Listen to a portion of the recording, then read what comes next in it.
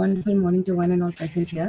இந்த நேரலையில் என்னுடன் இணைந்திருக்கும் மாணவ மாணவிகளுக்கு என் மனமார்ந்த வாழ்த்துக்கள். இன்னைக்கு நம்ம பார்க்க போற தலைப்பு ஐடென்டிட்டி பாலிடிக்ஸ், அதாவது அடையாள அரசியல் அப்படிங்கிற தலைப்புல நம்ம பார்க்க போறோம். இந்த நிலைமையில, அதாவது இந்தியால இப்போ இருக்க இந்த காலகட்டத்துல உங்களுக்கு தெரியும் என்ன மாதிரியான ப்ராப்ளம், அதாவது என்ன மாதிரியான சண்டை சச்சரவு அப்படின்றது வடகிழக்கு இந்தியாவில் நடைபெறுகிறது என்பது உங்களுக்கு தெரியும். நான் எதை பத்தி பேசுறேன்னு சொன்னா, Mizoram issue, that is cookies and Naga அவங்களோட இந்த லைக் இந்த பழங்குடியினருக்குடைய இருக்க பிரச்சனைகள் இருக்கு இல்லையா, இருக்கிற சச்சரவு இருக்கு இல்லையா, இதை பத்தி இப்போ, அதாவது நம்ம சுதந்திரம் அடைந்து கிட்டத்தட்ட 75 ஆண்டுகள் ஆகுது. ஆனா இன்னமும் நமக்கு இந்த பழங்குடியினரான அதாவது இன ரீதியிலான பிரச்சனைகள், அதுவும் நம் நாட்டுக்குள்ளேயே நடக்கிற விஷயம் அப்படிங்கிறது தான் ரொம்ப வருத்தத்துக்குரிய ஒரு விஷயம்.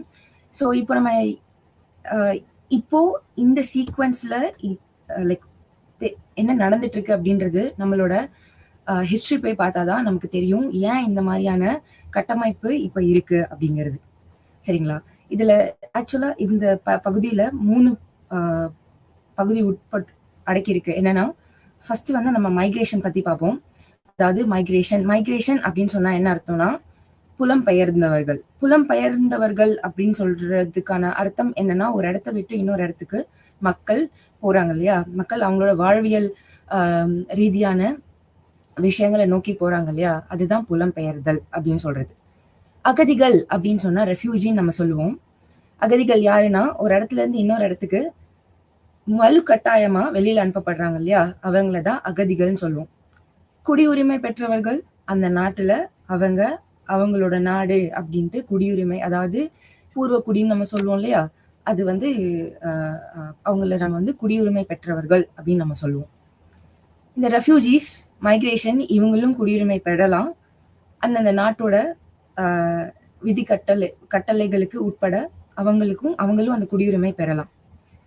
இப்போ நம்ம நாட்டுல நடக்கிற இந்த மாதிரியான மைக்ரண்ட் பீப்புள்னால நடக்கக்கூடிய இஷ்யூஸ் என்னென்ன, எதனால அது இப்படி நடக்குது, இதோட அடிநாதம் எது, எங்கிருந்து இது ஸ்டார்ட் ஆச்சு அப்படிங்கறத நம்ம பார்ப்போம். 1930களில் இருந்து வடகிழக்கு இந்தியாவில் அரசியல் ஆதிக்கம் செலுத்தும் புலம்பெயர்ந்தோர் பிரச்சனை. புலம்பெயர்ந்தவர்கள் அப்படின்னு சொன்னா, இந்த உலகம் அப்படிங்கிறது வந்து யாருக்குமே நிரந்தரமான ஒரு பொருள் அல்ல. இந்த இடம், இந்த மண் அப்படிங்கிறது வந்து மக்கள் எல்லாருக்கும் சரிசமமான ஒரு விஷயம்.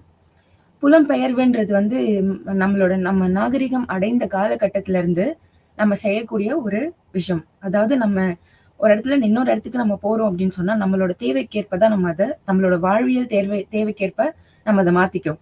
சரிங்களா? ஸோ அந்த மாதிரி புலம்பெயர்ந்து போறோம் அப்படின்னு சொன்னா, நம்மளோட வாழ்க்கை நெறிமுறைகளை நம்ம என்ன பண்றோம், மேம்படுத்திக்கிட்டே போறோம். ஸோ புலம்பெயர்தல் அப்படிங்கிறது வந்து ஒரு பெரிய குற்றமான்னு கேட்டா இல்ல. ஏன்னா இந்த உலகம் வந்து இவங்களுக்குன்னு எழுதி தரப்பட்டது கிடையாது. சரிங்களா?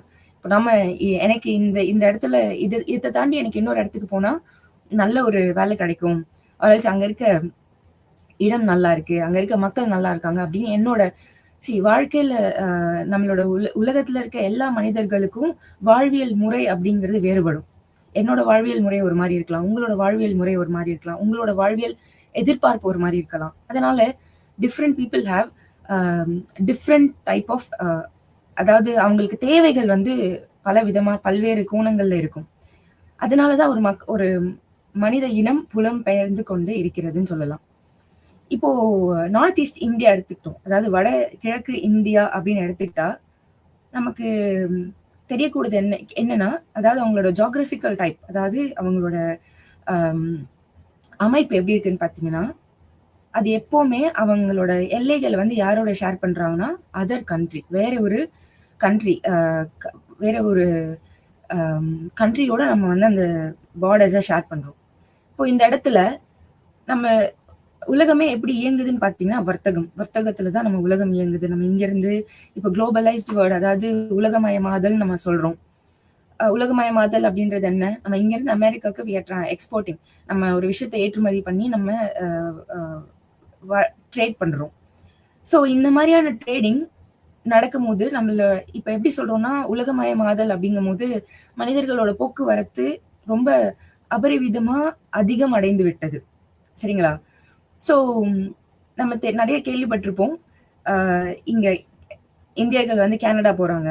இந்தியர்கள் வந்து வட வட கண்ட்ரி, அதாவது அதர் கண்ட்ரீஸ்க்கு போறாங்க for their upliftment of life. They are doing, என்ன பண்ணுவாங்க? ட்ரேட் பண்ணுவாங்க. இதுக்காகலாம் போறாங்கன்னு நம்ம சொல்றோம் இல்லையா? அப்போ இந்த எல்லை அப்படிங்கும்போது அந்த இடத்துல வர்த்தகம் அப்படிங்கிறது ஒரு முக்கியமான வாழ்வியல் ஆதாரமா இருக்கு. அதாவது அந்த வடகிழக்கு மாநிலங்கள்ல இருந்து அடுத்த பங்களாதேஷ் நம்ம சொல்லலாம். இன்னும் சொல்ல போனா நேபாள் சொல்லலாம். ஸோ இவங்க கிட்ட எல்லாம் we are sharing the borders, அதாவது எல்லைகளை நம்ம பரிமாற்றிக் கொள்கிறோம். ஸோ இப்போ இந்த புலம்பெயர்தல் அப்படின்றது வந்து எப்போலேருந்து ஆரம்பிச்சதுன்னு பார்த்தீங்கன்னா, மனித நாகரிகம் ஆரம்பிச்ச டைம்லேருந்தே நமக்கு இந்த புலம்பெயர்தல்ன்றது ஆரம்பிக்கப்பட்ட ஒன்று. இப்போ இந்தியா பொறுத்த வரைக்கும் நார்த் ஈஸ்ட் இந்தியா, அதாவது வட கிழக்கு இந்தியா அப்படின்னு நம்ம எடுத்தோம்னு பார்த்தீங்கன்னா, அங்க வாழ்ற மக்கள் யாரா இருந்தாங்க? மலைவாழ் மக்கள், பூர்வகுடி அப்படின்னு நம்ம யாரை சொல்லுவோம்னா மலைவாழ் மக்கள்.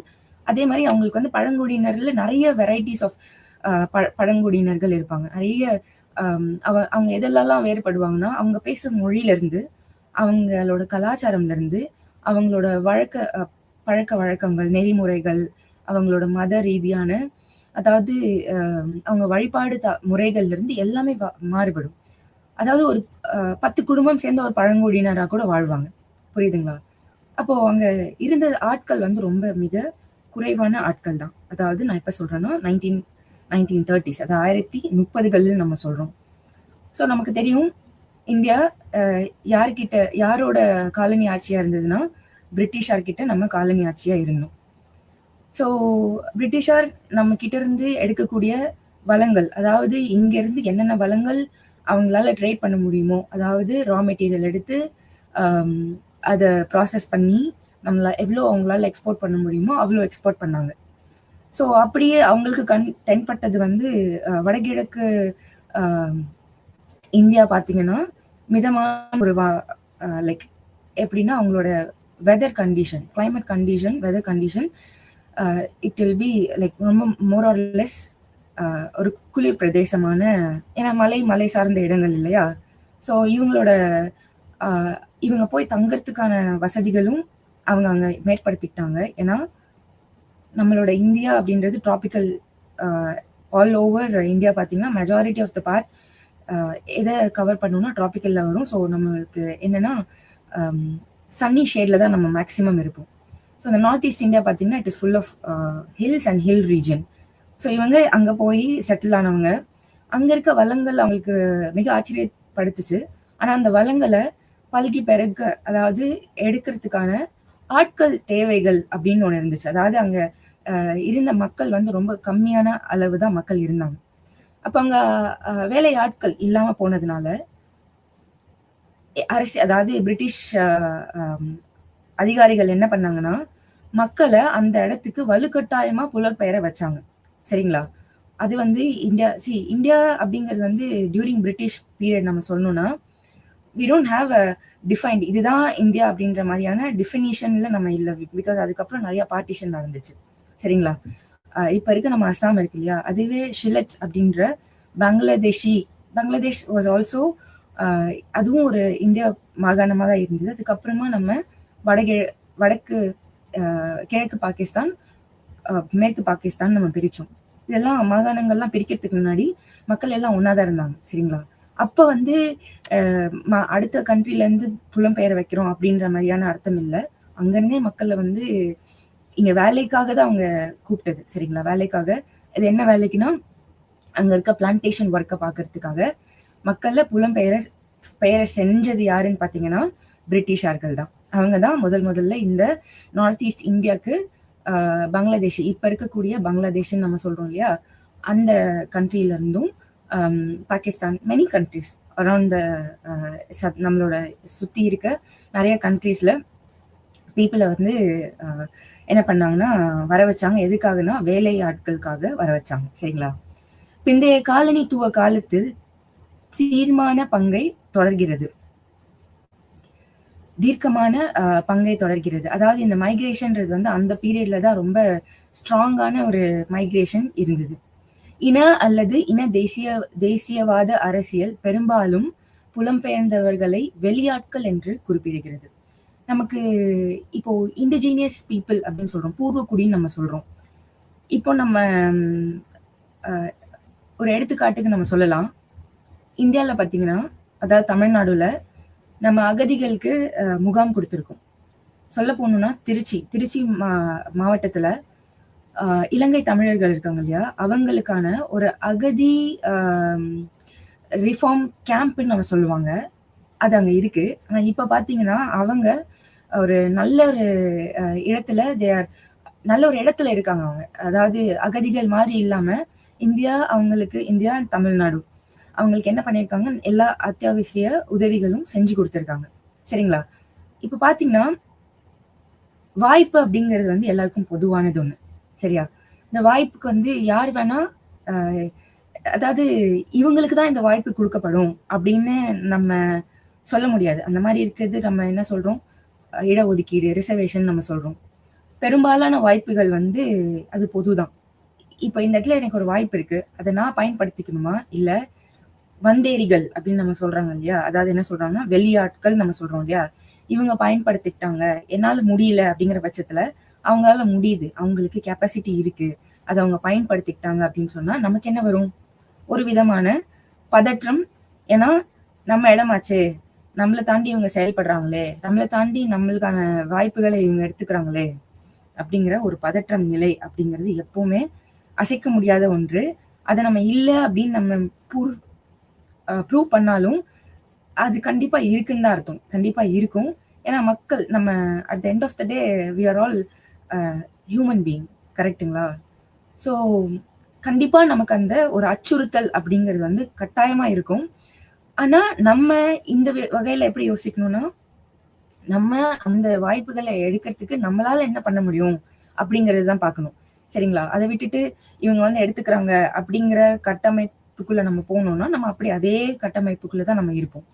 ஸோ வரவங்க வந்து செட்டில் ஆறாங்க. இங்க செட்டில் ஆறாங்கன்னா என்ன, இந்த உலகம்ன்றது காமன், எல்லாருக்கும் பொதுவான ஒரு விஷயம். வராங்க, செட்டில் ஆறாங்க, அவங்களும் அவங்களோட வேலையை பார்க்குறாங்க அப்படிங்கிற ஒரு காமனான போக்குல நம்மளால போக முடியாது. ஏன்னா அவங்களோட ஆதிக்கம் அப்படிங்கிறது அதிகமாகுது அப்படிங்கிறது தான் ஒரு முக்கியமான விஷயம். இப்பாடம் வடகிழக்கு இந்தியாவில் இடம்பெயர்வு, அகதிகள் மற்றும் குடியுரிமை ஆகியவற்றின் கவனம் செலுத்துகிறது. அதாவது இது ஒரு கோர்வையான கதை மாதிரி.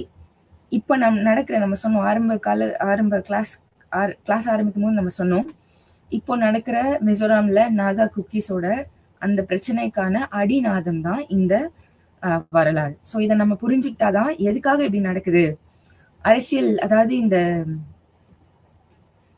ஐடென்டிட்டி பாலிடிக்ஸ், அதாவது அடையாள அரசியல் அப்படிங்கிறது எதனால நடக்குது, எதுக்காக மக்கள் அதுக்கு பலியிடாகிறாங்க அப்படிங்கிறத நம்மளால புரிஞ்சுக்க முடியும்.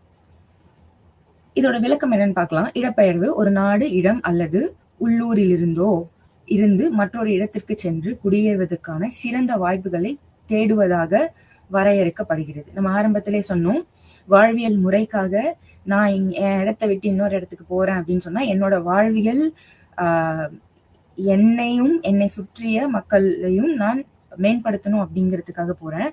அந்த மேம்படுத்துதல்ல நான் மட்டும் மேம்பட மாட்டேன், என்னை சுத்தி இருக்கவங்க, அதாவது என்னை சுத்தி இருக்கவங்கன்னா சொசைட்டி நம்ம சொல்லலாம். இப்ப நான் ஒரு பிசினஸ் பண்றேன், ஒரு வேற இடத்துக்கு போய் நான் ஒரு பிசினஸ் செய்யறேன், அந்த பிசினஸ் செஞ்சு அது ஒரு பல்கி பெருகுது, அப்ப நான் நிறைய வேலை வாய்ப்புகளை உருவாக்குவேன். புரியுதுங்களா? எனக்கு மட்டும் இல்ல, அது என்னோட சொசைட்டிக்கும் நான் ஹெல்ப் பண்ணுவேன். புரியுதுங்களா? அகதி அப்படின்னா ரெஃப்யூஜிஸ் நம்ம சொல்லுவோம். சமயம், அரசியல் போன்ற காரணங்களால் சமூகத்தில் நிலைமை மோசமாகும் போது தன் நாட்டிலிருந்து வெளியேறி மற்றொரு நாட்டில் அடைக்கலம் தேடுபவர். இவங்களை வந்து நம்ம எப்படி சொல்லலாம்னா, அதாவது இந்த சமயம், அரசியல் போன்ற காரணங்கள் அப்படின்னா அது புலம்பெயர கட்டாயப்படுத்துது அப்படின்னு சொல்லலாம். அதாவது கட்டாயமாக அவங்க வெளியில போகணும் அப்படிங்கிற ஒரு கட்டமைப்புக்குள்ள அவங்க வர்றதுனால அவங்க அகதியாகிறாங்க. சரிங்களா? அப்ப நம்ம அத எப்படி சொல்லலாம்னா, கட்டாயத்தின் பேரில் அவர்கள் வெளியே செல்கிறார்கள் அப்படின்னு நம்ம சொல்லலாம். அடுத்து குடியுரிமை. குடியுரிமைனா நமக்கு என்னன்னு தெரியும். இப்ப நான் இந்த இந்த மண்ணுல பொறக்கிறேன். நான் ஒரு தமிழ்நாடுல பொறக்கிறேன். அப்ப தமிழ்நாடு எங்க இருக்கு? இந்தியால இருக்கு. நான் ஒரு இந்திய பிரஜை அப்படின்னு நம்ம சொல்றோம் இல்லையா? அதுதான் குடியுரிமை நம்ம சொல்லுவோம். இந்திய குடியுரிமை சட்டம் 1955 சட்டவிரோதமாக குடியேறியவர்களை வரையறுத்து அளவுகோல்களை வழங்குகிறது. அதாவது இந்த இந்த சட்டம் இந்திய குடியுரிமை சட்டம் அப்படிங்கிறது எதுக்காக கொண்டு வந்தாங்கன்னா, நமக்கு தெரியும் கொலோனியல் டைம்க்கு அப்புறம், அதாவது காலனி ஆட்சிக்கு அப்புறம் நம்ம இந்தியாங்கிறது நம்ம ஒரு பவுண்டரி வரையறுத்தோம். ஒரு டெரிட்டரி, இந்தியா ஒரு டெரிட்டரிங்கும் போது நமக்கு பவுண்டரி வேணும். அதாவது இந்த இந்த இந்த உட்பட்ட இடங்கள் வந்து இந்தியாவோட சேர்ந்தது அப்படின்னு. அப்பதான் நமக்கு வந்து அந்த பாகப்பிரிவினை, அதாவது பாகிஸ்தானை பிரிச்சது, பங்களாதேஷ் பிரிச்சது. சரிங்களா? சோ இப்ப இந்தியர்கள் அப்படின்னு நம்ம சொல்றோம்னு சொன்னா, அதுக்கான காரணம், அதுக்கான சான்றிதழ் வேணும்ல. இவங்க இந்தியால தான் இருக்காங்கன்ற சான்றிதழ் வேணும்ல. இதை தாண்டி இன்னொரு விஷயம் இருக்கு. எப்படின்னா, பங்களாதேஷ் அப்படின்ற பிரிக்கப்பட்ட மாகாணத்துல இருந்து இந்தியால இருந்தாங்கன்னா அவங்களுக்கு வந்து நம்ம என்ன கொடுக்க மாட்டோம், அந்த இந்திய குடியுரிமை அப்படிங்கிறத கொடுக்க மாட்டோம். ஏன்னா சிட்டிசன்ஷிப் அப்படிங்கிறது வந்து ஒரு முக்கியமான விஷயம்.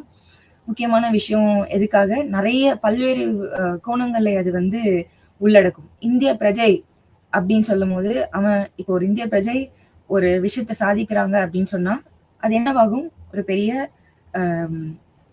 பெரிய நற்பெயர் பெற்றுத்தரும். இதே ஒரு இந்திய பிரஜை இந்த மாதிரி ஒரு தீவிரவாத செயல்ல ஈடுபடுறாங்க, புரியுதுங்களா? அப்போ அந்த இந்தியர்கள் அப்படிங்கிற அடையாளம் யாருக்கு கொடுக்கணும் அப்படிங்கிற ஆங்கிலேயரோட பொருளாதார மற்றும் நிர்வாக தேவைகளுக்காக மக்கள் இங்க இடம்பெயர்த்தப்பட்டன அப்படின்னு சொல்லலாம். இடம்பெயர்வு மூலம் அசாமின் மக்கள் தொகையில் மாற்றம் ஏற்பட்டன. அதாவது பூர்வக்குடி, நான் சொன்னேன் இல்லையா, அங்க இருந்த பழங்குடியினர் வச்சே அவங்க வேலை எடுத்திருக்க முடியும். ஆனா அங்க ஹியூமன் ரிசோர்ஸ், மக்கள் வேலை பலு வந்து ரொம்ப கம்மியா இருந்ததுனால அந்த இடத்துல நிறைய வளங்கள் இருந்தது. அத ஒரு விஷயம், அதாவது ஒரு பொருட்டா ப்ராசஸ் பண்றதுக்கோ இல்ல ப்ரொடக்ஷன் பண்றதுக்கோ ஆட்கள் தேவைப்பட்டது. அதனால இங்க வந்து இடம்பெயர்வு நடந்தது. தேயிலை தோட்டங்கள் மற்றும் பிற துறைகளுக்கு ஒப்பந்த தொழிலாளர்கள் ஆட்சேர்ப்பு செய்தனர். அதாவது நம்ம சொன்னோம் இல்லையா, இந்த டீ பிளான்டேஷன் ஒர்க்குக்காக இந்த பீப்புளை நம்ம மைக்ரேட் பண்ண வச்சோம். சுதந்திரத்துக்கு பிறகு இடம்பெயர்வு இரண்டு வெவ்வேறு கட்டங்களில் நிகழ்ந்தன. அகதிகள் மற்றும் சட்டவிரோத குடியேறிகள் வருகை. கரெக்டா நம்ம எதை சொல்லணும்னா, பங்களாதேஷ் பீப்புளை இவங்க சொல்றாங்க. பங்களாதேஷ் மற்றும் மியான்மார் போன்ற அண்டை நாடுகளில் இருந்து அகதிகள் மற்றும் சட்டவிரோதமாக குடியேறியவர்களின் வருகை குறிப்பிடத்தக்க வகையில் அதிகரித்தன. இது எதற்காக அப்படின்னா, அங்க இருந்த மக்களின் பாப்புலேஷன் வந்து ரொம்ப குறைவா இருந்தது. அதனால நம்ம ஆட்களை எடுத்துக்கிட்டோம். அது எங்க இருந்து நிறைய பேர் வந்தாங்கன்னு பாத்தீங்கன்னா, பங்களாதேஷ் அண்ட் மியான்மார். இடம்பெயர்வுக்கு பங்களிக்கும் காரணங்கள் தொழில், கல்வி மற்றும் அரசாங்க வேலைகளில் உள்ள வாய்ப்புகளை இடம்பெயர்வு உந்துதலின் முக்கிய காரணிகளாக அமைந்தன. வடகிழக்கு இந்தியாவில் மக்கள் தொகை மற்றும் பொருளாதாரத்தின் மீதான தாக்கம். வடகிழக்கு இந்தியாவில் மக்கள் தொகை அமைப்பு மற்றும் பொருளாதார நிலப்பரப்பில் இடம்பெயர்வு குறிப்பிடத்தக்க விளைவுகளை ஏற்படுத்தின. இப்போ நான் ஒரு எடுத்துக்காட்டுக்கு நம்ம பார்க்கலாம். இப்போ நம்ம ஊர் இருக்குன்னு வச்சுக்கோங்க. இப்போ நம்ம ஊருனா ஒரு 100 குடும்பம் சேர்ந்தது ஒரு ஊர்னு வச்சுக்கோங்க. அந்த ஒரு ஊரு அப்படின்னு நம்ம சொல்றோம் அப்படின்னு சொன்னா அது ஒரு டெரிட்டரியா நம்ம பவுண்ட் பண்ணுவோம். ஃபார் எக்ஸாம்பிள், ஏதாவது ஒரு இடம்னு வச்சுக்கோங்க. இப்போ மதுரையில ஒரு கிராமம்னு வச்சுக்கோங்களேன். இந்த கிராமத்துக்கு ஒரு பேர் இருக்கும். அந்த கிராமத்துக்கு ஒரு வரையறை இருக்கும். அதாவது இது வரைக்கும் எங்களோட கிராமம், இதுதான் எங்களோட பரப்பளவு அப்படின்னு நம்ம சொல்றோம் இல்லையா. அந்த அந்த வரையறைக்குள்ள இருக்கோம் நம்ம. அந்த கட்டமைப்புக்குள்ள மக்கள் வந்து வாழ ஆரம்பிக்கிறாங்க. நமக்கு நிறைய இடம் வந்து அபரிவிதமா இருக்குன்னு வச்சுக்கோங்க.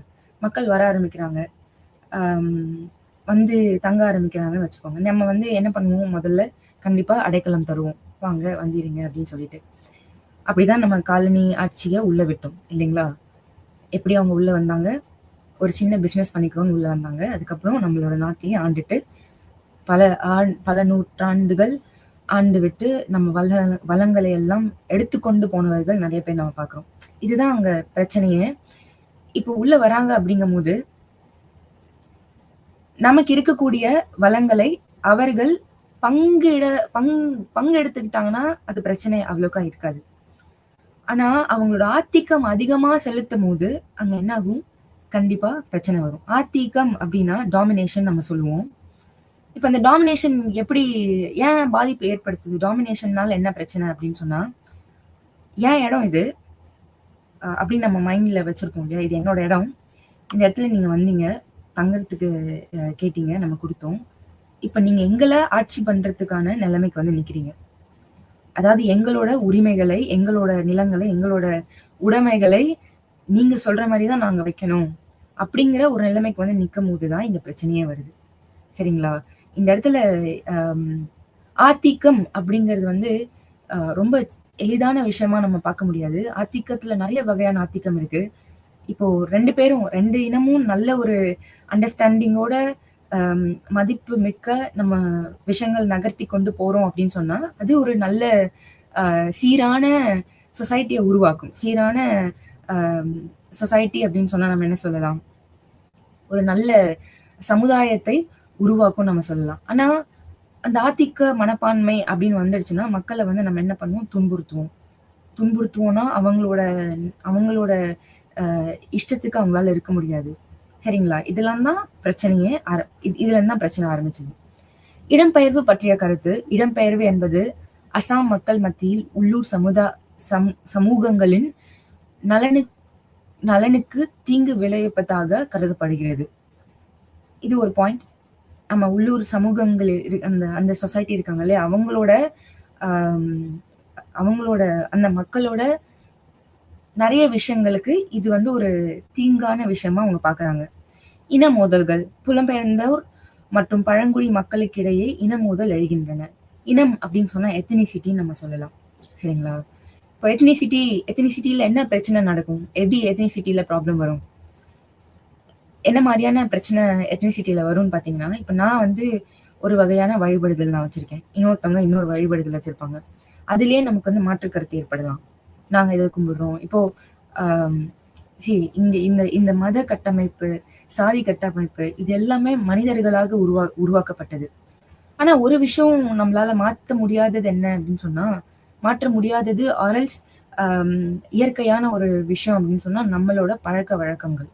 நம்ம முன்னோர்கள் நம்மளுக்கு கொடுத்துட்டு போன ஒரு விஷயம் அப்படின்னு சொன்னா நம்மளோட பழக்க வழக்கங்கள். அதுதான் நம்மளோட அடையாளம். அதுதான் ஐடென்டிட்டி, நம்மளோட ஐடென்டிட்டி. அத வந்து இங்க அதுல நீங்க கை வைக்கிறீங்க. அதாவது என்னோட பழக்க வழக்கங்கள், என்னோட நெறிமுறைகள், அதுல நீங்க கை வைக்கிறீங்க அப்படின்னு சொன்னாதான் இங்க எத்னிசிட்டி ப்ராப்ளம் அப்படிங்கிறது ஒண்ணு வருது. அதாவது இன மோதல்.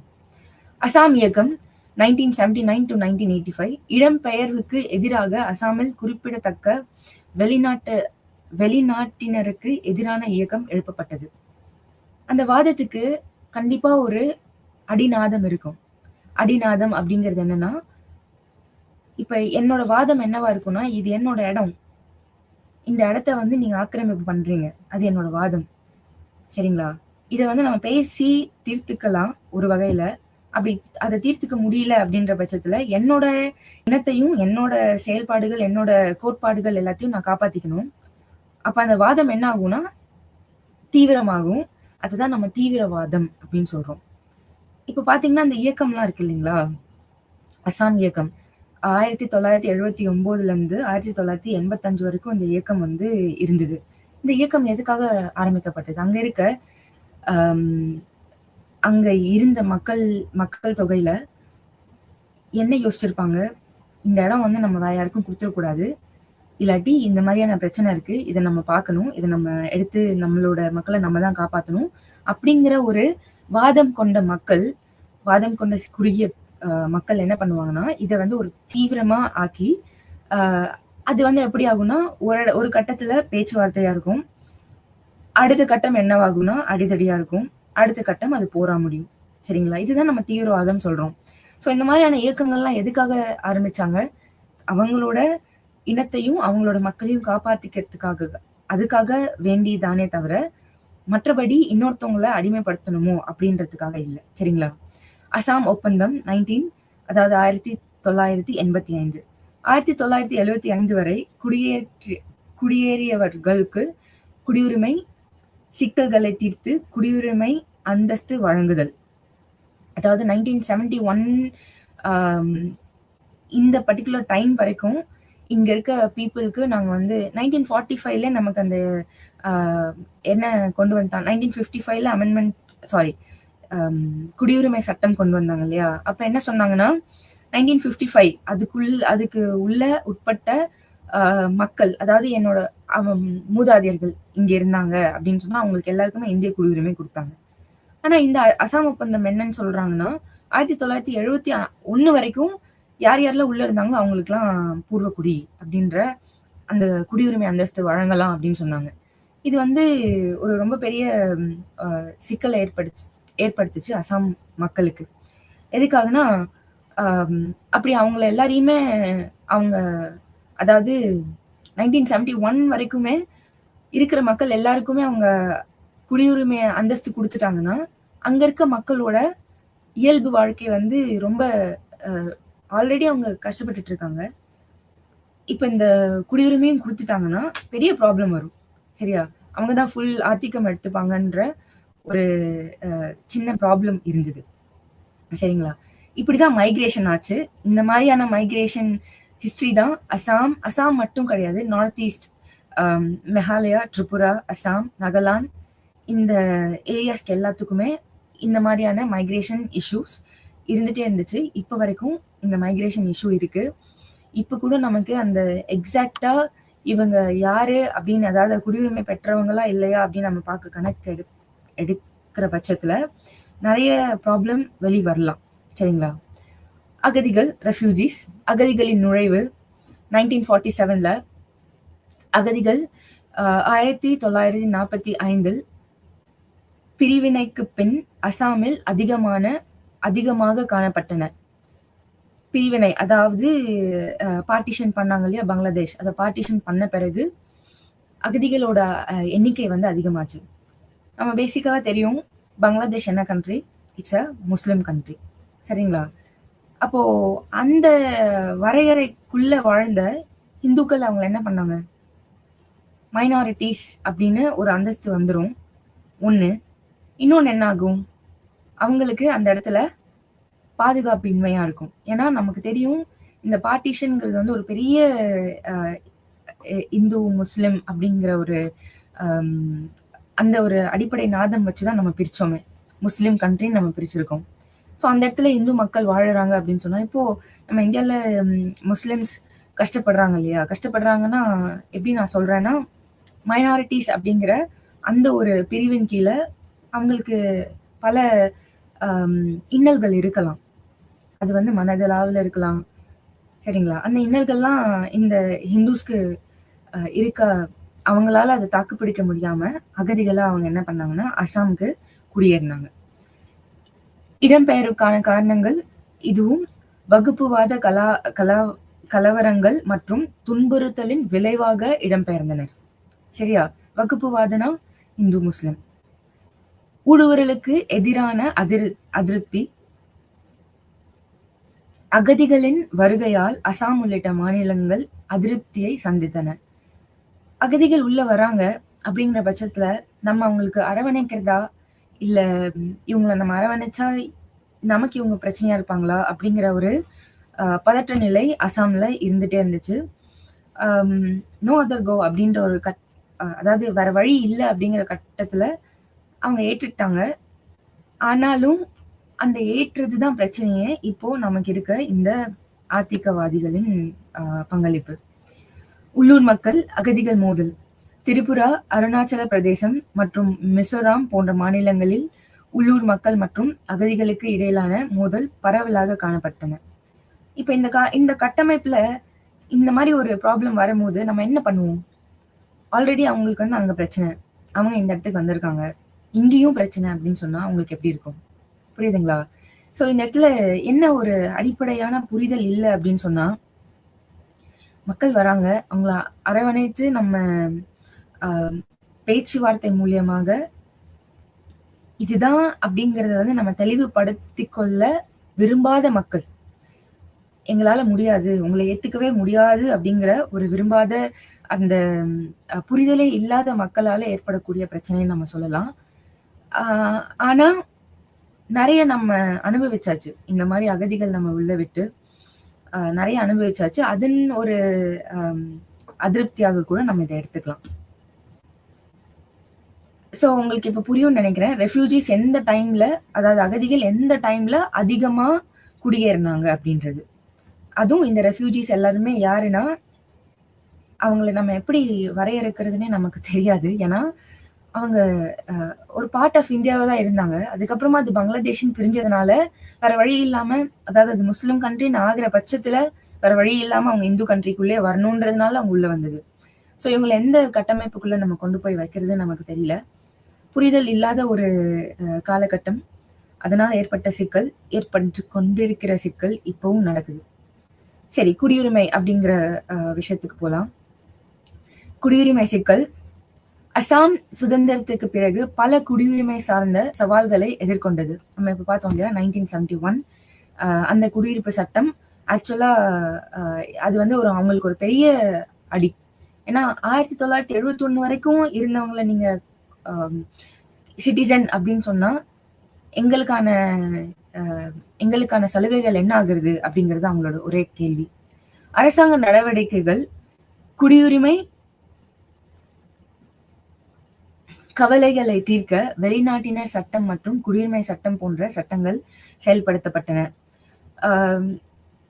இந்த மாதிரியான பிரச்சனையை வந்து சார்ட் அவுட் பண்றதுக்காக, அதாவது ப்ராப்ளமேட்டிக் இல்லாம அவங்க முடிச்சிருக்கிறதுக்காக நிறைய சட்டம் கொண்டு வரப்பட்டது அசாம்ல மட்டும். சட்டவிரோதமாக குடியேறியவர்களை கண்டறிந்து அவர்களை வெளியேற்றுவதில் பல வகையான சிக்கல்கள் எழுந்தன. ஏன்னா இங்க விஷயம் என்னன்னா, நான் இங்க பிறந்திருக்கேன், எனக்கான எந்த ஒரு ஆதாரமும் கிடையாது. ஆனா நீங்க என்ன ஆதாரம் இல்லை அப்படிங்கிறதுனால மட்டுமே நான் குடியுரிமை, அதாவது நான் இந்தியன் இல்லைன்னு உங்களால சொல்ல முடியுமா? இது ஒரு மிகப்பெரிய சவாலான ஒரு சூழ்நிலை. அவங்கள வந்து கண்டறியறதுக்கே ரொம்ப கஷ்டமான ஒரு சூழ்நிலையா இருந்தது. அதாவது யாரு உண்மையாவே குடியுரிமை பெற்றவர்கள், யாரு குடியுரிமை இல்லாதவர்கள், ஆர்எல்ஸ் யாரு வந்து இல்லீகலா உள்ள வந்தாங்க, அதாவது ப்ரொசீஜர் இல்லாம எப்படி உள்ள வந்தாங்கன்றத அலசி ஆராயறதே ரொம்ப ஒரு கடினமான செயலா இருந்தது. ஏன்னா நமக்கு வந்து நான் இந்த நாட்டு பிரஜை அப்படின்றதுக்கான இப்ப நம்ம வச்சிருக்கோம் birth certificate, Aadhaar card, ration card அப்படின்னு நம்ம இப்ப சொல்றோம். அப்போ அந்த காலகட்டத்துல காலனி ஆட்சியா இருக்கும் போது நமக்கு அந்த மாதிரியான எந்த ஒரு சான்றிதழுமே கிடையாது, சரிங்களா? ஸோ அப்படின்ற ஒரு கட்டாயத்துல என்கிட்ட டாக்குமெண்ட்ஸ் இல்லை, உங்ககிட்ட பேப்பர் இல்லை அப்படிங்கிறதுனால நீங்க இந்திய பிரஜை இல்லைன்னு நம்ம சொல்லக்கூடிய ஒரு இக்கட்டான நிலையில அப்போ இருந்த அதிகாரிகள் ஃபேஸ் பண்ண ப்ராப்ளம் அதெல்லாம். என்ஆர்சி அறிமுகம் 1951 குடியுரிமை பதிவுகளை நிர்வகிக்க 1951 தேசிய குடிமக்கள் பதிவேடு national register for citizens NRC அறிமுகப்படுத்தப்பட்டது. ஸோ இந்த பர்டிகுலர் என்ஆர்சி, அதாவது தேசிய குடிமக்கள் பதிவேடு அப்படிங்கிறது என்னன்னா, நம்மளோட மூதாதையர்கள் எங்க இருந்தாங்க, அம்மா அப்பா எங்க இருந்தாங்க அப்படிங்கிறத சொல்லி நான் வந்து இந்த மாநிலத்துல இந்த மாகாணத்துலதான் நான் இருக்கேன் அப்படிங்கிறதுக்கான ஒரு அத்தாட்சி நம்ம வாங்கிக்கிறது தான் என்ஆர்சி, சரிங்களா? என்ஆர்சி மேம்படுத்துதல் அடையாளம் காணப்பட்ட குறிப்பாடுகளுடன் என்ஆர்சி 2019 மேம்படுத்தப்பட்டது. அதாவது this is the citizen amendment act நம்ம சொல்லுவோம் இல்லையா, 2019 கொண்டு வரப்பட்ட சட்ட திருத்தம் இது. இது எதுக்காக கொண்டு வந்தாங்க அப்படின்னு பாத்தீங்கன்னா, இந்த டைம் பீரியடுக்கு முன்னாடி இருந்தவங்க மட்டும்தான் இந்திய பிரஜை அப்படின்னு நம்ம ஒரு கட்டாயத்துக்குள்ள கொண்டு வரும். அதுக்கப்புறமான காலகட்டத்துல இருந்தவங்கள நம்ம இந்திய பிரஜை இல்லை அப்படின்ற ஒரு அதுதான் வந்து சிஏஏ, சிட்டிசன்ஷிப் அமெண்ட்மெண்ட் ஆக்ட் அப்படிங்கிறது வந்து 1945 வரைக்கும் இங்க இருந்த மக்கள் எல்லாருக்குமே நம்ம வந்து அவங்களுக்கு அந்த சான்றிதழ், அந்த டாக்குமெண்ட்ஸ் எல்லாம் இருந்துச்சுன்னா அவங்கள நம்ம இந்திய பிரஜைன்னு சொல்றோம். இல்லாத பட்சத்துல அவங்க இந்திய பிரஜை இல்லைன்னு நம்ம சொல்ல வரோம். இதுல என்ன ஒரு பிரச்சனைனா, நம்ம சொன்ன மாதிரி இந்த அசாம் ரீஜன், அதாவது நார்த் ஈஸ்ட் இந்தியால பாத்தீங்கன்னா நிறைய பேருக்கு அந்த சான்றிதழே கிடையாது. அவங்க அதை மெயின்டைன் பண்ணவே இல்லை. இப்ப அவங்க இந்த இந்த கொஸ்டின் மார்க் உள்ள வருவாங்க. என்னன்னா, எங்ககிட்ட சான்றிதழ் இல்லை, ஆனா நாங்க இந்திய பிரஜை, நாங்களை எப்படி ப்ரூவ் பண்றது? சரியா? இது ஒரு பெரிய சவாலான ஒரு விஷயம் இந்த வடகிழக்கு இந்திய மக்களுக்கு. குடியுரிமை பிரச்சனைகளை தீர்ப்பதில் என்ஆர்சி மற்றும் சிஏஏ ஆகியவை ஒன்றோடு தொடர்புடையன. என்ஆர்சி இஸ் த பதிவேடு. அதுதான் வந்து உங்களுக்கான பதிவேடு. அது இருந்துச்சுன்னா சிட்டிசன்ஷிப் அமெண்ட்மெண்ட் ஆக்ட்ல நீங்க வந்து எப்படி வருவீங்க? இந்தியர்கள் அற்றவர்கள் அப்படின்ற ஒரு கட்டமைப்புக்குள்ள வந்துருவீங்க. அதுக்கப்புறம் எந்தெந்த காலகட்டத்துல எது அதிகமா இருந்ததுன்றத நம்ம இப்ப பார்த்தோம். இப்போ நம்ம அடுத்த டாபிக் எதுல பார்க்க போறோம்னா, வடகிழக்கு இந்தியாவில் தன்னாட்சி இயக்கங்கள். சரி, இதுக்கு முன்னாடி நான் ஒரு விஷயம் சொல்லணும்னு நினைக்கிறேன். இந்தியாவை வந்து நம்ம ஆட்சி பண்றோம் அப்படிங்கிறது வந்து ஒரு ரொம்ப சட்ட சிக்கலான ஒரு விஷயம். சட்ட சிக்கல் அப்படின்னு நான் எதுக்காக சொல்றேன்னு பாத்தீங்கன்னா, இந்திய மாகாணம் இது இந்த பிராந்தியம் இருக்கு இல்லையா?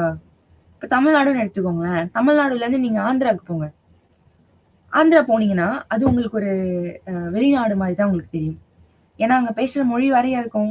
அவங்க அவங்களோட பயன்பாட்டுல இருக்க கல்ச்சர் வேறையா இருக்கும். அவங்களோட வழிநெ அதாவது கோட்பாடுகள் வேறையா இருக்கும். புரியுதுங்களா? அந்தந்த இடத்துக்கான அத்தியாவசிய பழக்க வழக்கங்கள் அதை வந்து மேம்படுத்துறதுன்றது அவங்களால மட்டும்தான் முடியும். புரியுதா நான் என்ன சொல்ல வரேன்னு? இப்போ தமிழ்நாடுல என்ன பிரச்சனை இருக்கு அப்படிங்கறத கிரவுண்ட் ரியாலிட்டின்னு நம்ம சொல்லுவோம். அதாவது அடித்தளத்துல என்ன ப்ராப்ளம் இருக்குன்றத நம்ம கண்டறியணும்னா அவங்க வந்து முதல்ல இந்த கட்டமைப்பை புரிஞ்சுக்கணும்.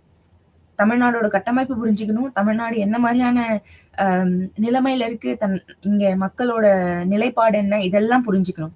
இதெல்லாம் புரிஞ்சா மட்டும்தான் அந்த பிரச்சனை என்ன, அந்த பிரச்சனையை நம்ம அலச முடியும். அதுக்கான ஒரு வழியும் நம்ம காட்ட முடியும். சரிங்களா? ஸோ இதேதான் நம்ம யாருக்கு ஒப்பிடலாம்னு பார்த்தீங்கன்னா, பழங்குடியினருக்கு. பழங்குடியினர்களோட பழக்க வழக்கங்களை வந்து உங்களால புரிஞ்சிக்க, அதாவது நம்மளோட நகரவாசிகள் நம்ம சொல்றோம் இல்லையா? அதாவது நம்ம இங்க இருக்க பிளேன்ஸ்ல இருக்கோம். நம்மளுக்கு வந்து அவங்களோட ஆக்சுவலான அந்த அவங்களோட கட்டமைப்பை நம்ம புரிஞ்சுக்கணும்னு சொன்னா அவங்கள நம்ம ஃபர்ஸ்ட் புரிஞ்சுக்கணும். இப்போ என்னோட தமிழ்நாடு வந்து நீங்க ஆட்சி செய்யணும் அப்படின்னு சொன்னா மக்கள் எப்படி எதிர்பார்ப்பாங்க, மக்களோட தரப்பு என்ன, இதெல்லாம் நீங்க புரிஞ்சுக்கிட்டா மட்டும்தான் இவங்களுக்கு ஏத்த மாதிரி உங்களால வழி நடத்த முடியும். அந்த புரிதல் இல்ல. இப்போ ஃபார் எக்ஸாம்பிள் நம்ம சொல்றோம், தமிழ்நாட்டுக்கு யாரோ ஒரு ஃபாரினர் இந்த சென்ஸ் யார சொல்லலாம், ஏதோ ஒரு கண்ட்ரில இருந்து ஒரு ஆளை கொண்டு வந்து இந்த ஒரு எம்எல்ஏவா இருங்க, இந்த கான்ஸ்டிடியூவன்சியை பார்த்துக்கோங்க அப்படின்னு சொன்னா what you will do? Excuse me, அவங்களால என்ன பண்ண முடியும்? அவங்களுக்கு புரிதல் அடித்தளமும் தெரியாது, எதுவுமே தெரியாது. அப்படின்ற கட்டத்துல அவங்க என்ன பண்ணுவாங்க? What they will do? கண்டிப்பா அவங்களுக்கு புரிதலே இருக்காது. அதே மாதிரிதான் இங்க இருக்க பழங்குடியினரோட பழக்க வழக்கங்கள், அவங்க நாகரிகம், இது எதையுமே தெரியாம அவங்கள நம்மளால ஆட்சி பண்ண முடியுமான்னு கேட்டா முடியவே முடியாது. அதனால அவங்களோட விஷயங்கள்ல அவங்களே அட்டானமஸ் நம்ம சொல்லுவோம். அட்டானமஸ் அப்படின்னு சொன்னா தன் இயக்கம், தன் ஆட்சி. நாங்க எங்களை பார்த்துக்கிறோம், ஏன்னா எங்களுக்கு தான் தெரியும் எங்களுக்கு என்ன வேணும் அப்படிங்கிறது. சரிங்களா? இந்த மாதிரியான தன்னாட்சிங்கிறது வந்து நார்த் ஈஸ்ட், அதாவது வடகிழக்கு இந்தியா அப்படிங்கிற பட்சத்துல நம்மளோட இந்தியன் கவர்மெண்டால ரொம்ப ஊடுருவி அவங்களோட அடித்தளத்தை நம்மளால அலசி ஆராய்ஞ்சு அவங்களுக்கான சொல்யூஷன் கொடுக்க முடியாததுனால்தான் நிறைய வளங்கள் இல்லை, நிறைய வளர்ச்சி வந்து அந்த மாகாணங்களுக்கு தடுக்கப்பட்டது. சரிங்களா? அது வந்து அவங்களேவும், அதாவது நார்த் ஈஸ்ட் பீப்புளுமே அதை ஏத்துக்கிட்டாங்க. ஆனா அவங்களுக்கான வளங்கள் இல்லை, வளர்ச்சிகள் எங்கிருந்து நடந்தது அப்படின்னு பாத்தீங்கன்னா, பங்களாதேஷ், சைனா, இவங்க கிட்ட இருந்து அவங்க வளர்ச்சி அடைய ஆரம்பிச்சாங்க. இது வந்து ஒரு தனி கருத்து. ஸோ நம்ம இந்த அட்டானமஸ் ஆட்சி அப்படிங்கிறத நம்ம என்னன்னு பார்க்கலாம். தன்னாட்சி இயக்கங்கள் வடகிழக்கு இந்தியாவில் அரசியல், கல்வி மற்றும் பொது விவாதங்களில் முக்கியமான அம்சமாகும். இந்திய பிராந்தியத்தில் தன்னாட்சி இயக்கங்கள் தங்கள் விவகாரங்களை சுதந்திரமாக நிர்வகிக்க கூட்டாட்சி கட்டமைப்புகளை மறுசீரமைக்க விரும்பும் பல்வேறு இனக்குழுக்களை உள்ளடக்கியது. அதாவது என்னோட பர்டிகுலர் ரீஜனை நான் பார்த்துக்கிறேன், எனக்கு என்ன தேவைங்கிறத நான் பூர்த்தி செஞ்சுக்கிறேன் அப்படிங்கிறது தான் அதோட அர்த்தம். தன்னாட்சி இயக்கங்கள் பொதுவான அம்சங்களை பகிர்ந்து கொள்கின்றன. ஒரு குழு அவர்களின் பகுதி நியாயமாக நடத்தப்படவில்லை அல்லது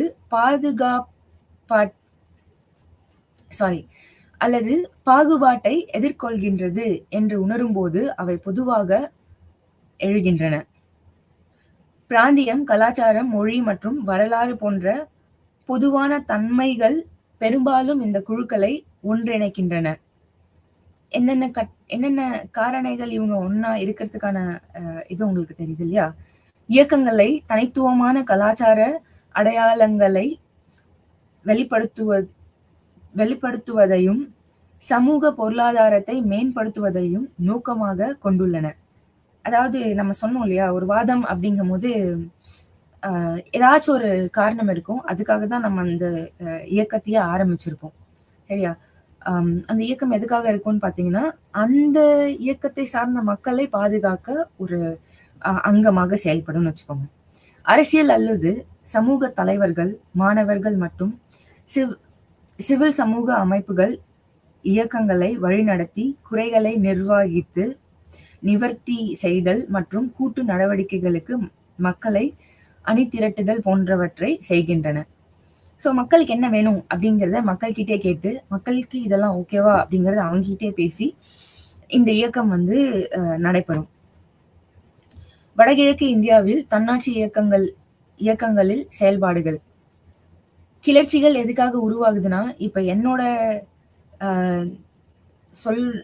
அதே எக்ஸாம்பிள் தான். என்னோட நாட்டை நீ ஆட்சி பண்ற, உனக்கு அடிப்படை நாதமே கிடையாது, இந்த என்னோட புரிதலே கிடையாது, ஆனாலும் நீ எங்களை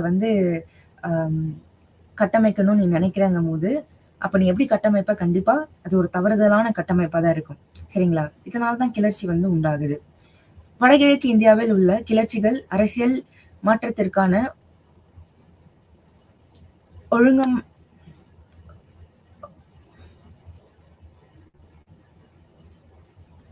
ஒழுங்கமைக்கப்பட்ட முயற்சிகளை உள்ளடக்கியது.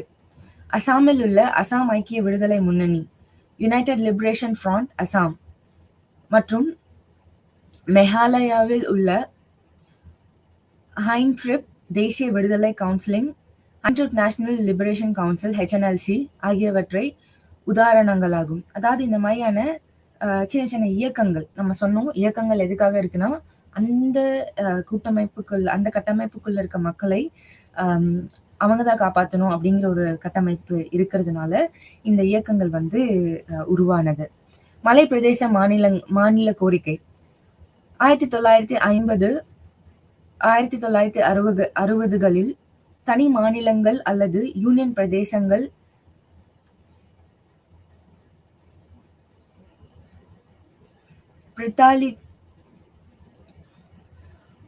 பிரித்தாளிற்கான கோரிக்கைகள் குறிப்பாக மலைப்பகுதிகளில் இருந்தன. 1971 மேகாலயா உருவாகுவதற்கு இதுவே காரணமாகும். ஸோ நம்ம சொல்ற மாதிரி மலை பிரதேசம் அப்படிங்கிற அந்த பழங்குடியினர்கள் அப்படி இருக்காங்க இல்லையா, இவங்களோட புரிதல் இல்லாம, அவங்களோட கிரவுண்ட் ரியாலிட்டி தெரியாம நம்மளால அவங்கள போய் ஆட்சி செய்ய முடியாது. ஸோ அவங்க என்ன எதிர்பார்க்குறாங்க? எங்களை தனியா விட்டுருங்க, நாங்க பார்த்துக்குறோம், நீங்க இது எங்களோட எந்த ஒரு இதுலயும் நீங்க தலையிட வேண்டாம் அப்படிங்கிற ஒரு கோரிக்கையை அவங்க முன் வச்சுட்டே இருந்தாங்க. அதனாலதான் நம்ம இப்ப பாக்குறோம், நார்த் ஈஸ்ட் இந்தியால பாத்தீங்கன்னா மெஜாரிட்டி ஆஃப் த பிளேசஸ்ல நமக்கு வளர்ச்சி அவ்வளவா இருக்காது. எதனாலனா மக்கள் ரெடியா இல்லை. அரசு உள்ள அவங்க எதுக்கு பயந்தாங்க அப்படின்னு பாத்தீங்கன்னா, அவங்களோட பழக்க வழக்கங்கள், அதாவது அவங்க பழங்குடியினரோட நெறிமுறைகளை அவங்க மாத்திருவாங்க அப்படிங்கிறது தான். இப்போ ஸ்பெஷல் ப்ரொவிஷன் நம்ம ஜம்மு காஷ்மீருக்கு கொடுத்துருந்தோம் இல்லையா? காஷ்மீர்ல பார்த்தீங்கன்னா நிறைய பழங்குடியினர்கள் இருக்காங்க.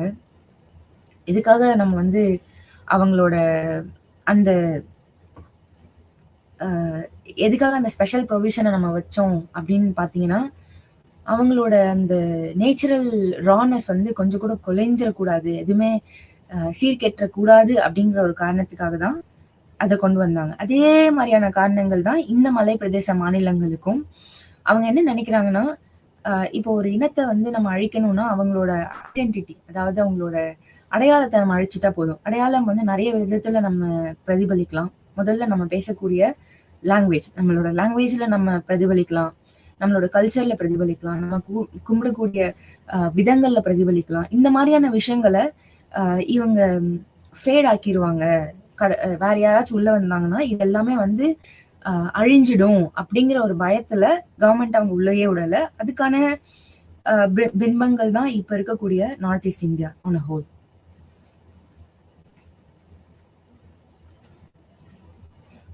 வடகிழக்கு இந்தியா 1940களில் இருந்து பல்வேறு சுயாட்சிய இயக்கங்களை கண்டுள்ளது. அரசியலமைப்பு விதிகள் இருந்த போதிலும் தற்போதுள்ள கூட்டாட்சி கூட்டமைப்பில் நியாயமற்ற முறையில் நடத்தப்படுவதால் இந்த இயக்கங்கள் எழுகின்றன. இப்போ என்ன ஆட்சி செய்யறதுக்கு உனக்கு தகுதி இல்லை அப்படின்னு நான் நினைக்கிறேன்னா, கண்டிப்பா அந்த இடத்துல நான் என்னோட ஆட்சிய அங்க வந்து நிலைநாட்டணும். எதுக்காக? அங்கேயும் என்ன நலன் இருக்குன்னா மக்கள் நலனுக்காக மட்டும்தான். சரிங்களா? ஸோ இந்த மாதிரி அங்க அவங்கள வழி நடத்துறதுக்கு வந்த ஆட்கள் யாருமே அவங்களோட ஆக்சுவல் டெண்டன்சி, அதாவது அவங்களோட அடித்தளத்தை அவங்க புரிஞ்சுக்கவே இல்லை. அது புரிஞ்சுக்காம அவங்க செயல்படுத்தக்கூடிய திட்டங்கள் எல்லாமே அவங்களுக்கு எதிர்ப்பாதான் இருந்தது. இதனால அவங்க இவங்க எல்லாரையுமே வேண்டாம், நாங்க எங்களை தனியா பாத்துக்கிறோம் அப்படிங்கிற ஒரு பாயிண்ட் ஆஃப் வியூல தான் இந்த மாதிரியான இயக்கங்கள் ஆச்சு. இனம் மற்றும் அங்கீகாரத்தின் அரசியல். ஸோ இது வந்து ஒரு ரொம்ப கிரிட்டிக்கலான ஒரு விஷயம். அடையாள அரசியல் நம்ம சொல்லலாம். வடகிழக்கு இந்தியாவில் பல சமூகங்கள் ஒன்றிய அல்லது மாநில அரசுகள் மற்றும் பிற சமூகங்கள் சமமற்ற முறையில் நடத்தப்படுவதாக புகார் அளித்துள்ளனர். இந்த புறக்கணிப்பு, சுரண்டல் மற்றும் வரையறுக்கப்பட்ட பொருளாதார வாய்ப்புகள் அவர்களின் சமூக மற்றும் கலாச்சார அடையாளங்களில் பாதிப்பு, பொருளாதார குறைபாடு மற்றும் அரசியல் ஒதுக்கீட்டிற்கு வழிவகுக்கின்றன. இது வந்து ஐடென்டிட்டி பாலிடிக்ஸ் நம்ம சொல்றோம். எப்படின்னா, இப்ப நடக்கக்கூடிய எக்ஸாக்ட் திங், அதாவது இப்போ நமக்கு இந்த குக்கீஸ் அண்ட் நாகாஸ் பழங்குடியினர்கள் இருக்காங்க இல்லையா, இவங்களுக்கு இடையிலான நடக்கக்கூடிய அந்த பிரச்சனை வந்து ஐடென்டிட்டி பாலிடிக்ஸ் நம்ம சொல்லலாம். சாணக்கியர் கூற்று ஒண்ணு இருக்கு. அவர் என்ன சொல்லுவார்னா, கடல்ல மீன் இருக்கு இல்லைங்களா, அந்த மீன் வந்து எவ்வளவு தண்ணி குடிக்குதுன்னு நமக்கு தெரியாது. அது மாதிரிதான் அரசியல்ல வந்து ஊழல் அப்படிங்கிறது வந்து ஒரு தவிர்க்க முடியாத ஒரு விஷயம். யாரா இருந்தாலும் அதுக்கு விதிவிலக்கே இல்லை. அதுக்கப்புறமா இந்த பாலிட்டிஷியன்ஸ் வந்து அவங்களோட சுய சுய நலனுக்காக நிறைய விஷயங்கள் வந்து இவங்களுக்கு உள்ளேயான பிரச்சனைகளை மூட்டி விடுறதுல. இதை எக்ஸாம்பிளா சொல்லணும்னா, இந்த புறக்கணிப்பு, சுரண்டல் மற்றும் வரையறுக்கப்பட்ட பொருளாதார வாய்ப்புகள் அவர்களின் சமூக மற்றும் கலாச்சார அடையாளங்களில் பாதிப்பு. ஸோ ஒருதலை பட்சமா அரசியல்வாதிகள் செயல்படுறாங்கன்ற பட்சத்துல கண்டிப்பா அந்த இடத்துல ஏதோ ஒரு பழங்குடியினரோ இல்லாட்டி ஒரு கூட்டமைப்பு மக்களோ ஒதுக்கப்படுவாங்க சமுதாயத்துல இருந்து. அந்த ஒதுக்கப்பட்ட சமுதாயத்தின் குமுறல்கள் தான் இந்த மாதிரியான இஷ்யூஸ் எல்லாமே. இனம் என்பது மக்கள் பொதுவான பண்புகளை பகிர்ந்து கொள்ளும் போது உருவாக்கப்பட்ட ஒரு குழு அடையாளம் ஆகும். மற்றொரு குழுவுடன் ஒப்பிடும்போது குழு அடையாளம் இனமாக மாறும். ஐடென்டிட்டி, இப்ப நம்மளோட ஐடென்டிட்டி என்னன்னு நம்ம கேக்குறாங்க அப்படின்னு சொன்னா நம்ம என்ன சொல்லுவோம்? ஒரு தமிழர்களா, தமிழ் பேசும் மக்கள்ல நம்ம என்ன சொல்லுவோம்? நமக்கு வந்து ஐடென்டிட்டி தமிழர்கள் சொல்லுவோம், அடுத்து இந்தியர்கள் நம்ம சொல்லுவோம். ஃபர்ஸ்ட் நம்ம வாயில வர்றது தமிழர்கள் தான் இல்லையா? அந்த தமிழர்களை நம்ம கிட்ட இருந்து எடுக்கிறாங்கன்னா எப்படி எடுக்க முடியும்? நம்மளோட லாங்குவேஜ் புடுங்கிட்டாங்கன்னா, நம்மளோட கல்ச்சரை எடுத்துட்டாங்கன்னா அந்த ஐடென்டிட்டியை நம்மளால குறைக்க முடியும். புரியுதா எந்த இடத்துல கை வைக்கிறாங்கன்ட்டு? ஸோ இந்த மாதிரியான விஷயங்கள் டைரக்டா வந்து தமிழ் புடுங்க மாட்டாங்க. எக்ஸாம்பிள் நான் சொல்றேன். இது வந்து தமிழ்நாடுக்குன்னு இல்ல, எல்லாத்துக்குமே நான் சொல்றேன். ஃபார் எக்ஸாம்பிள் இவங்களோட இந்த அம் பழங்குடியின மக்களோட நலனையே சொல்றேன்னு வச்சுக்கோங்களேன். இவங்களோட லாங்குவேஜ எதார்த்தமா நம்மளால அதாவது டக்குன்னு நம்மளால எடுக்க முடியாது. ஆனா, கொஞ்சம் கொஞ்சமான மூவ்மெண்ட்ல அவங்களோட ஐடென்டிட்டிய நம்மளால எடுக்க முடியும். அதுதான் நடந்து கொண்டு இருக்கிறது. ஸோ ஒரு ஐடென்டிட்டிய நம்ம குறைக்கிறோம் அப்படின்னு சொன்னா, அந்த இனத்தையே நம்ம அழிக்கிறோன்றது தான் சமம். அப்போ என் இனம் அழியுது அப்படின்றத பார்த்துட்டு இருக்கக்கூடிய மக்கள் யாருமே கிடையாது. சரிங்களா? அதுக்கான போர்க்குரல் எழுந்து கொண்டே தான் இருக்கும். இந்த அடையாளங்களை புரிந்து கொள்வதற்கு 2 முக்கிய பார்வைகள் உள்ளன. ஒன்று, அவற்றை ஆழமாக வேரூன்றியதாகவும், உலர்ந்ததாகவும் ப்ரீமார்டியல் அதாவது பண்டைய கால, பழைய காலம் நம்ம சொல்றோம். ப்ரீமார்டியல் பார்க்கிறது. மற்றொரு, அவற்றை மிகவும் நெகிழ்வானதாகவும், சூழ்நிலைகளின் அடிப்படையில் கட்டமைக்கப்பட்டதாகவும் பார்க்கின்றன. இன்ஸ்ட்ருமென்டலிஸ்ட் ஆர் கன்ஸ்ட்ரக்ஷனலிஸ்ட். அங்கீகார அரசியல் என்றால் என்ன? அங்கீகார அரசியல் என்பது குழுக்கள் அல்லது நபர்களுக்கிடையிலான உறவுகளை உள்ளடக்கியது.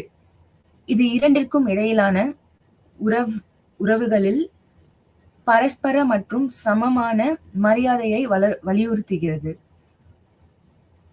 சார்லஸ் டெய்லர் இதை பன்முக கலாச்சாரத்தின் கட்டமைப்புக்குள் வைக்கிறார்.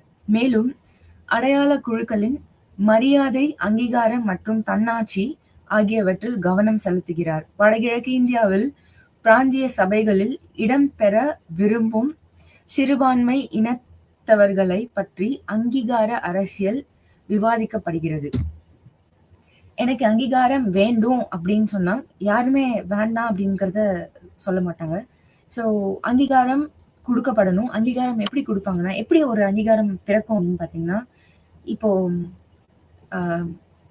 2 இனக்குழு இருக்குன்னு வச்சுக்கோங்களேன். 2 இனக்குழுக்குமே 2 இனக்குழுக்கு மேல் பரஸ்பர புரிதல் வேணும்.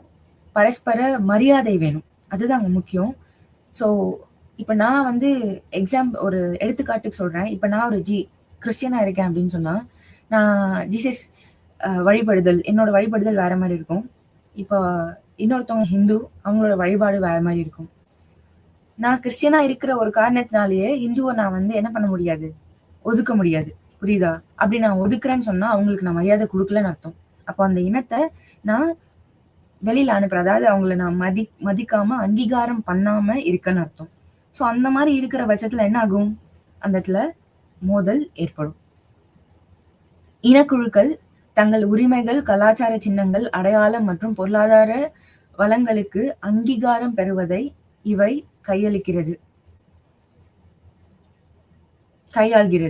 இன மோதல், கிளர்ச்சி, தன்னாட்சி அல்லது புதிய மாநிலங்களுக்கான கோரிக்கைகள் போன்ற பல்வேறு வடிவங்களில் அங்கீகார அரசியல் வெளிப்படுகிறது. என்னோட ஐடென்டிட்டியை காப்பாத்திக்கிறதுக்காக நான் என்ன மாதிரி வேணா உங்கள்கிட்ட என்னோட புரிதலையோ இல்லை என்னோட விஷயங்களையும் நான் முன்வைப்பேன். அதை நீங்க எடுத்துக்கணும். அதை நீங்க வந்து செயல்படுத்தணுன்றதுதான் என்னோட அடிப்படை வாதம். வடகிழக்கு இந்தியாவில் இனம் மற்றும் அங்கீகார அரசியலுக்கு இடையிலான உறவை புரிந்து கொள்வது, புறக்கணிப்பின் சூழலை உணர்தல் மற்றும் அங்கீகாரத்தின் பரிணாமங்களை உள்ளடக்கியது. 2 பரந்த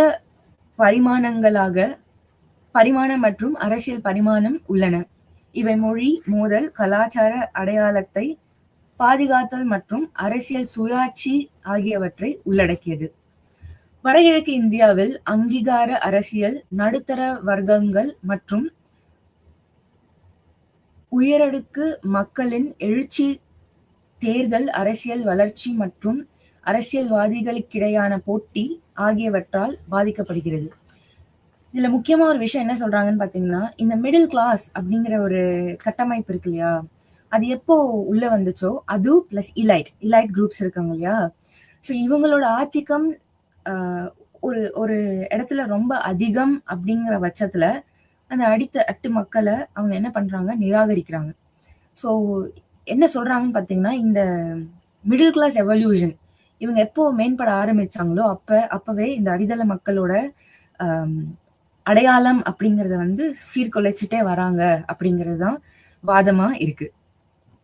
சமூக, கலாச்சார மற்றும் பொருளாதார அம்சங்கள் தொடர்பான சமூக குறைகளை வெளிப்படுத்துவதில் நடுத்தர வர்க்கத்தினர் முக்கிய பங்கு வகிக்கின்றனர்.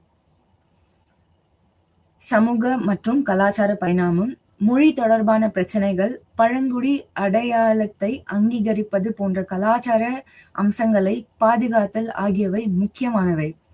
அதாவது இந்தியா அப்படின்றது வந்து ஒரு கல்ச்சுரல் ஹெரிட்டேஜ்ன்னு நம்ம சொல்லுவோம். இந்தியர்களுக்கான முக்கியத்துவமே அவங்களோட